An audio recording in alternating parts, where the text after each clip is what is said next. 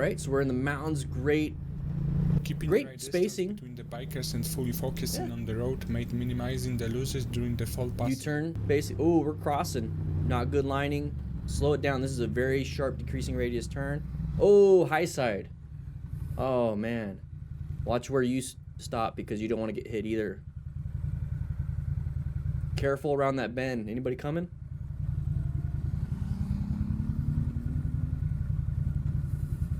All right.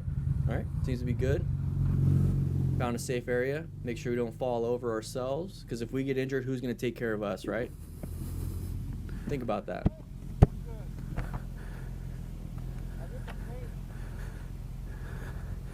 Need some help? So yeah. I would check on him, and that might be hard to pick up because now we're picking it up against, you know, the angle of the road. So 2 people, that's perfectly fine. Put the side stand down. Put the side. Okay. Anyways, I just want to go over this right here. Now, MotoStars was talking in the middle of it. Good for you, MotoStars.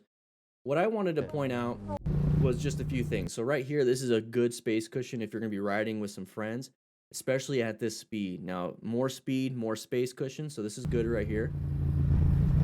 Keeping direct. You saw the jostling and the bumpiness of the road. So you don't want to be going fast with this road.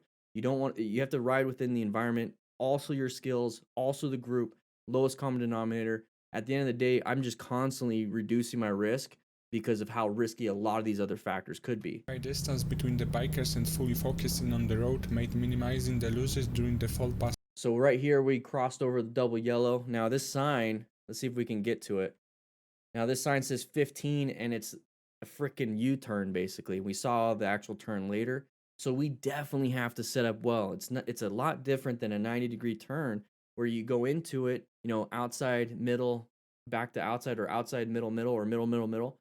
You can do that throughout one of these turns, but on a 90-degree turn, you kind of go, and then about halfway through, you start increasing your throttle, you know, slow look, press, roll. Well, on this turn, you have to do slow look, press, press, press, press, and then you can finally roll. Now, don't do that with your head. You need to look through the turn the whole time, but you need to realize that you stay within that pressing movement longer and longer and longer, especially with a turn like this. Possible. Now, this is going to be the rider that low sides and then turns into a high side once it grabs traction. So look at the angle he's in.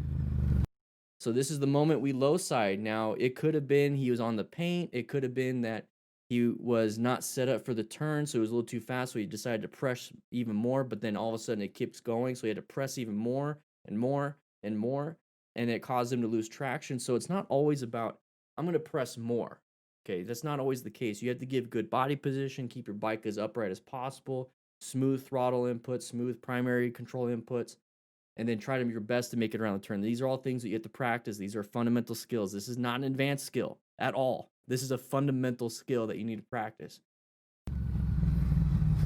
Thankfully, at such a low speed, he wasn't ejected and hit where that person is right now.